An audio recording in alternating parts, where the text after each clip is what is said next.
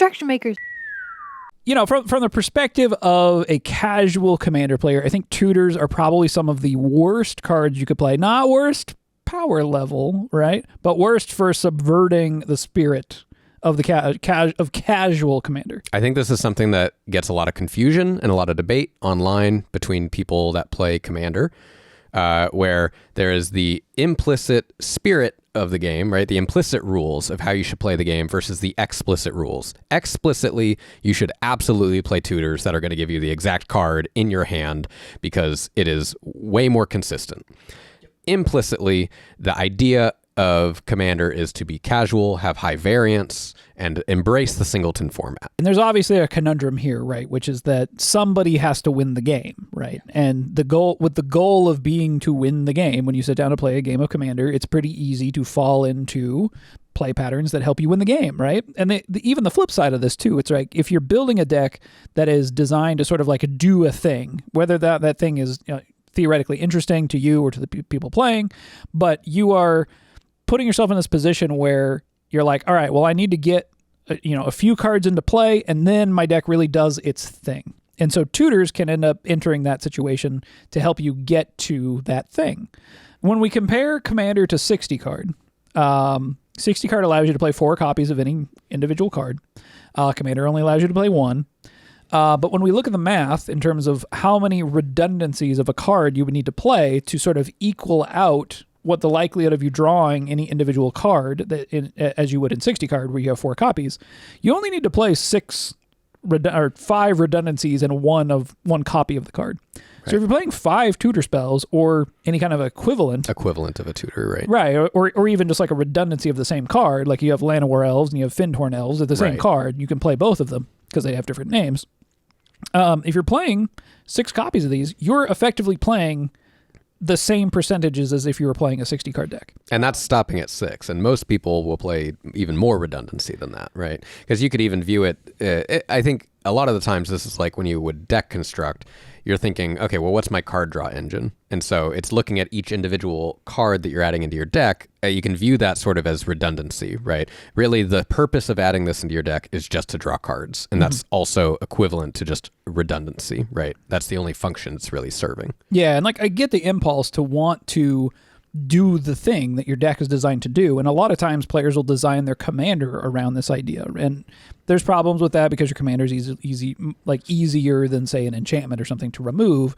So if you're sort of building your deck around this one particular card that you can't get to stay in play, how do you make sure that your deck can do its thing most often? Well, you start putting in tutor spells. Right. I stopped putting tutors into my decks. And I think that really it's consistency of card advantage. And however you get that consistency, and that consistency can, yes, come from card draw. It can also come from various mechanics like potentially Cascade. It can come from even stuff like recently like Manifest Dread or Graveyard, adding things to the graveyard, etc. There's all sorts of these different knobs that you can go and look at as to how you can gain advantage without it just being, I'm going to go and grab the exact card that I want. This is one of the advantages of 60 card and being able to have 4 copies of any individual card is that there's a balance here between when it's optimal to play a tutor and when you're in 60 card, that optimization is much harder to achieve than if you're in a format where you can only play 1 copy of the best cards, right? And if your deck, in order to do the thing, needs to be able to put 2 cards in play in combination, and 60 card is built in that way, right? You can play 4 copies of these cards. It makes it much easier to get those 2 in play together. Yeah. You have redundancy of those cards. If those get destroyed, you can try again. But when we're in a singleton format, it doesn't really work that way. So there is some amount of redundancy, but also when you're looking at things besides tutors, the thing that I think you're getting at is that you want to try to come up with a way to keep the variance, right? So something like Cascade, like, yeah, you're going to move into something powerful. I'm playing this Cascade spell. I'm cascading into something else. Theoretically, you're not tuning your deck, so you can only cascade into one thing. Right. That would be the optimal thing to do. Right. But you're allowing that variance to surprise you. What I notice is that it's very easy to make a deck that just relies on having a 2-card combo because, you just get a bunch of tutors. And it is very similar to when I had a Tiamat deck, is that the consistency just means that you end up having the same game plan every time. And I think that that's okay, right? I don't think we're going to be the type of people at all to police how people want to decide to play Commander. But this is, I think, a little bit more for people that want to embrace that casual part of Commander, that like the spirit of the format and want to be as true to it as possible. And I think hopefully we can kind of help you recognize that like these 2-card combos that you're trying to complete, these pieces that you're trying to do, even outside of it winning the game, right? Maybe it's a silly tier 1 deck that you're just trying to do something fun or silly. You're still kind of implementing the same exact game plan every single time. I tend to build my decks with a lot of redundancy in like engine, I guess, right? Like how I move through my deck, but I'm not necessarily as concerned with like the outcome that produces, right? I don't want to produce the same outcomes. I want to produce a wide variety of outcomes, but I want to always be able to produce some kind of outcome. Okay, so let's talk a little bit about some designs for tutors that we think work. And a lot of this has to do with sub games that these tutors create, right? They basically create a game within a game that will have an impact on the totality of the game. It's not as simple as I pay mana and I go search for the card. And I think for me, this becomes much more interesting because the thing that you're attempting to do, go get this thing that you're tutoring for, becomes this. There's almost this foreboding or like this story that it's unfolding, right, while the sub game is happening. To me, it's more interesting because it's closer to Yu-Gi-Oh. Sure, yeah. Around the time when I started playing this, the set Legions came out. And within the set Legions, you had this card called Scion of Darkness. But the interesting thing about it is that there were these other cards called Dark Supplicant, which if you could sacrifice 3 of them, you could search your library and put Scion of Darkness into play. Right. And I remember this actually happening in Friday Night Magic tournaments. Like people built competitive decks. Right. I don't know exactly how it's hard to competitive say it was how at the time, competitive it was, but it was something that was happening. Like people were doing this in 60-card constructed Magic. To me, it was so much more interesting because there was again like a sort of a story unfolding as these cards are being played. Yeah, I had not heard of this card. I actually showed you a different card on our list that we'll get to, but when you talked to me about this card, I was like, yeah, that is the same. It's so funny because like whether it's effective or not, it's such a cool thing to read. Yeah. That is what actually got me excited for Yu-Gi-Oh back in the day, is because Yu-Gi-Oh was filled with those types of effects. It's always fusion monsters or ritual monsters where you get these cards that are like, this is used to bring this particular monster out. And then you kind of have to set that up for yourself to sort of build up into you actually tutoring for that specific thing.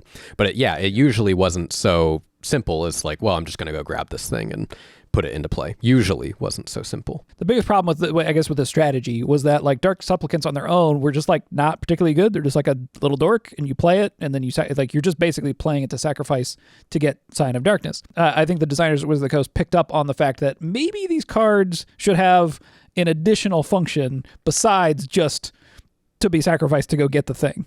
Yeah, I think that this is something that Wizards has been kind of doing a lot lately, which is that understanding if there's sort of I don't want to say like a dead draw, because I think that's kind of like not entirely a bad thing given the game and its variants, but in a competitive context, it's just not going to get played. Right. Yeah. And I think that, we've seen it recently with like Tarkir. They talked a lot about if you have high mana value dragons in a set, they want to make sure that the dragons are still usable, even if they're in your hands and you can't play them right away. So that's why we got Omen. And so I think, Wizards is starting to implement these ways that if you end up getting this sort of combo piece together or whatever, if you could call this a combo piece, but you get these pieces together that like it has to have some sort of a general function, right, as you're on your way to the plan. Because if the plan, if that's all the card is doing, then you're essentially doing nothing until the very end. And that's kind of what Dark Supplicant Scion of Darkness ended up being like. There's this tension in, we've talked about Battlecruiser Magic before, Battlecruiser Commander specifically, but Battlecruiser has been a play style in Magic since the early days, right? So basically what it means is you're playing a whole lot of stuff that costs a lot of mana, and then you're playing a bunch of stuff that just gets you a bunch of mana to be able to play those things as quickly as possible. Sure. And the biggest problem with this strategy is if you draw those in the wrong order, right? And so there's a tension between how many of the big bombs that you want to play in the deck and how much of the mana acceleration you want to play. Yeah. And this Dark Supplicant Scion of Darkness idea was a way for you to play some lower costing stuff and play fewer of, you only need to play one Scion of Darkness. Right. So it's not, you're not accidentally drawing it theoretically. But right? you could still. You could still, but And it's now- less likely than And if now you're playing 4 copies. they're starting to add a lot more sort of versatility, right? Yeah, which cycling, is- whatever. It's a little weird, Yeah. to be honest. It is subverting this tension of like battle cruiser, right? Like the whole idea of that strategy is that you're pushing yourself into early game economy so that you can get to the end game faster. Right. So then you're susceptible to strategies that can come underneath you, like Rush does, right? But if we're just instead being like, well, who cares if I drew the big guy at the wrong time? Right. Now, what weakness does the strategy have anymore? I don't know. But anyway, so this sort of cool tutors idea, they Not your father's tutors. It's a new age of tutors. These are cool tutors. Cool tutors. Did you ever see the Cool Tools back in the day? I don't know. Maybe. Cool Tools. I don't think so. These tools look real. Cool tools. They look in the feel. No? No. So are you saying that these are the equivalent of cool tools? These are cool tutors. Oh, okay. They look like tutors. but they're not. Recently, I was doing a lot of limited, playing Duskmorn, and I kept seeing this card come up called Say Its Name. If you're not familiar with Say Its Name, it's 1 in a green, mill 3 cards, then you may return a creature or land card from your graveyard to your hand. So that alone is a nice functionality. Get to mill, get some card Right, it does draw back. something It does besides something. the tutoring. Then you can exile this card and 2 other cards named Say Its Name from your graveyard. Search your graveyard, hand, and or library for a card named Altenac, the Thrice Called, and put it onto the battlefield. If you search your library this way, shuffle, activate only as a sorcery. Goes in line with the horror tropes of the set, which is very cool. The only thing that bothers me, I get that it's a nod to Candyman, it's a nod to like Bloody Mary and all these sort of 3 Beetlejuice, things. kinda. Yeah. But Magic's played in 4s. Yeah, it's a little odd.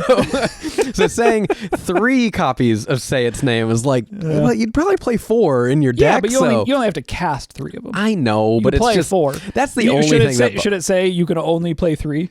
no. That'd be cool. But also, I don't know what the Altenac the Thrice Called would then be. Altenac the Quad Called? I don't know what 4 would be. So who is this big card? Who is Altenac? Who's Altenac the Thrice Called? It's 5 and 2 green, a 9/9 with trample. Is it a green demon? Insect beast. It's not a demon. Oh, yeah. okay. Whenever Altenac, the Thrice Called, becomes the target of a spell or ability an opponent controls, draw a card. Then it has an in-hand thing, so you can pay 1 and a green to discard Altenac, the Thrice Called. Return target land card from your graveyard to the battlefield tapped. So it's a little bit of ramp if you don't have Say Its Name ready to go. Right, and notably here, this card does not work in Commander at all. No. Because you can only play 1. Right. So you can't have 3 copies of Say Its Name, and there's no clause in this that says you can play any number of copies of this card. So it definitely was a weird card format-wise. I'm not sure where it fit in, but I think that it definitely tells an interesting story. There's something about cards when you read them that say it's gonna tutor for this very specific card, that I could see the design hesitation because it kind of forces players to know what the hell that card is. And if you don't own an Altenac the Thrice Called, then you're like, what the hell does that It's kind do? of cool, though. It's kind of like kind of cool. Kind of mysterious. And that's I remember that feeling with Dark Supplicant back in the day. Because I remember seeing it being like, what is Scion of Darkness? I don't understand. And then you find out and you're like, oh, that's cool. I think that like it feels cool. My like teenage kid aged brain sees that and thinks that it's really cool. And now that I'm like older and I can just Google what the what the card is, I go, oh, Altenac's just kind of whatever. Yeah. All right. If you wanted to play this strategy in Commander, there is an option for you. Yes. So we were talking about Say Its Name. And you had actually mentioned to me a card called Shadowborn Apostle. Shadowborn Apostle is 1 black, 1/1, human cleric. A deck can have any number of cards named Shadowborn Apostle. Whoa! We can what do do it. What do you know? 99 Shadowborn Apostles deck. Then you pay 1 black, sacrifice 6 creatures named Shadowborn Apostle to search your library for a demon creature card and put it onto the battlefield. Then shuffle your library. Onto the battlefield. Wow. Very exciting. Yeah. So obviously, yes, you could put a bunch of Shadowborn Apostles in. It is a very slow tutor. It does subvert mana costs of the demons that you're going to bring out. So obviously you're going to bring out biggest ones, Valgavoth, Villis. You can't play Grizzlebrand and Commander, right? You could rule 0 it for this one, I think. All right.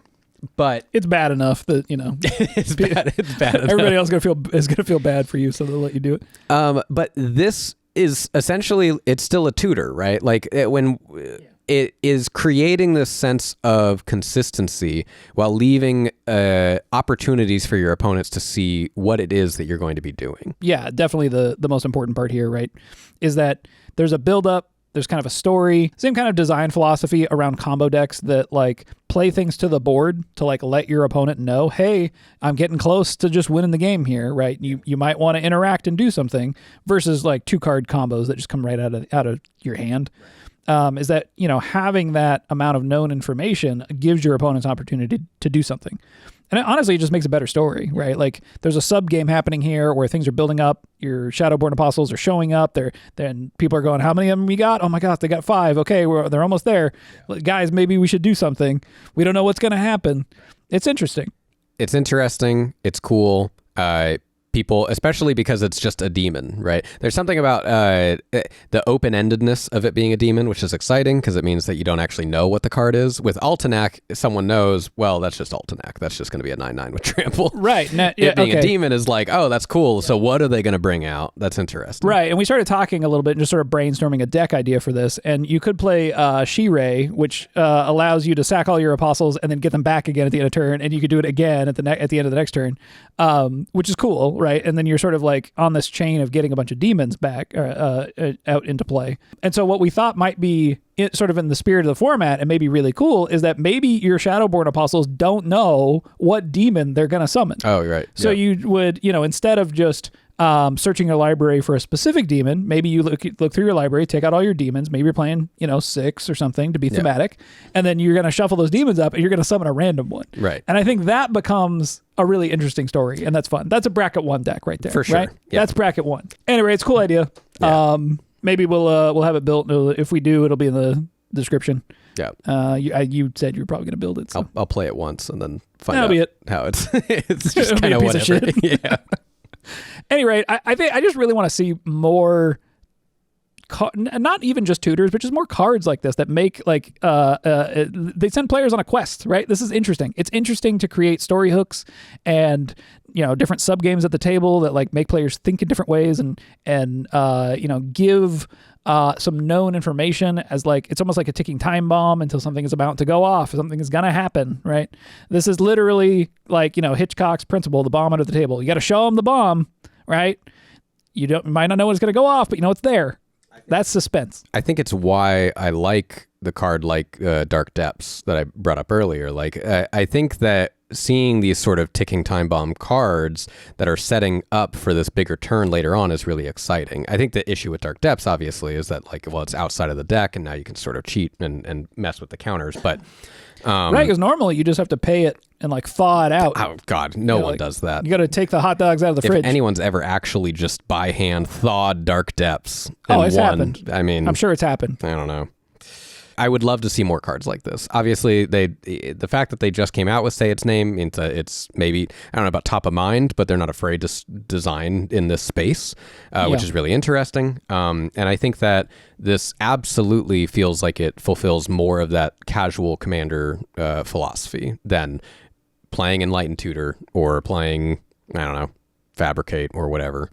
If you enjoyed this video for some reason, please give us a like and subscribe. Maybe a comment down below with some other cool tutors. You can't sound sarcastic when you say it, cool or people just won't think that we're serious at all. All right, tell them about the Discord. We have a Discord. Join it. Links in the description. All right, thanks for watching. We'll see you next time. Bye. Bye.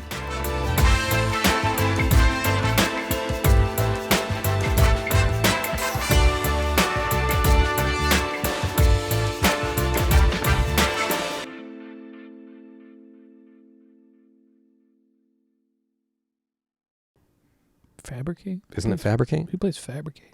Which one's Fabricate? No, that's the one that searches for an artifact. Booby trap deck, baby. Oh, right. I use Fabricate. You could have gone with Demonic Tutor. Okay. Vampiric Tutor. Even gamble. Could have gone with gamble even. Not a gambling man.